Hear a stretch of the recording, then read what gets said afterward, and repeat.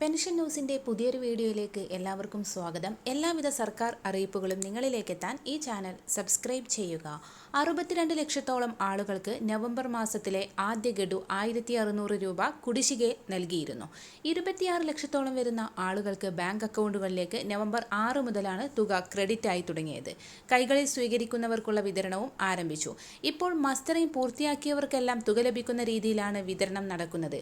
എന്നാൽ ഇതോടൊപ്പം തന്നെ ഇപ്പോൾ മറ്റൊരു സന്തോഷ വാർത്ത കൂടി എത്തിയിരിക്കുകയാണ്.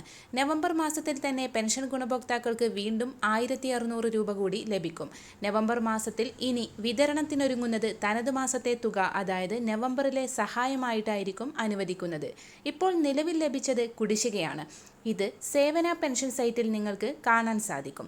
ഈ മാസം 1600 രൂപ എത്തിയവർക്കെല്ലാം വീണ്ടും 1600 രൂപ ലഭിക്കും എന്ന സന്തോഷ വാർത്തയാണ് അറിയിക്കാനുള്ളത്.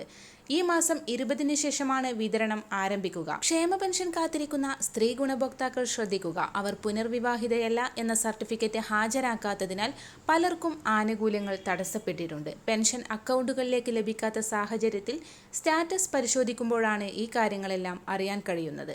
സർട്ടിഫിക്കറ്റ് ഹാജരാക്കിയില്ല എന്നൊക്കെയാണ് കാണിക്കുന്നത്. ഇങ്ങനെയുള്ളവർ എത്രയും പെട്ടെന്ന് സർട്ടിഫിക്കറ്റ് അക്ഷയ കേന്ദ്രം വഴി ഹാജരാക്കി പെൻഷൻ പുനഃസ്ഥാപിക്കുക. സർട്ടിഫിക്കറ്റ് ഹാജരാക്കാത്ത കാരണം കൊണ്ട് തന്നെ കുടിശ്ശിക വന്ന പെൻഷൻ തുക ഇവർക്ക് ലഭിക്കുന്നതല്ല. എല്ലാവിധ സർക്കാർ അറിയിപ്പുകളും തുടർന്നും നിങ്ങളിലേക്കെത്താൻ ഈ ചാനൽ സബ്സ്ക്രൈബ് ചെയ്യുക.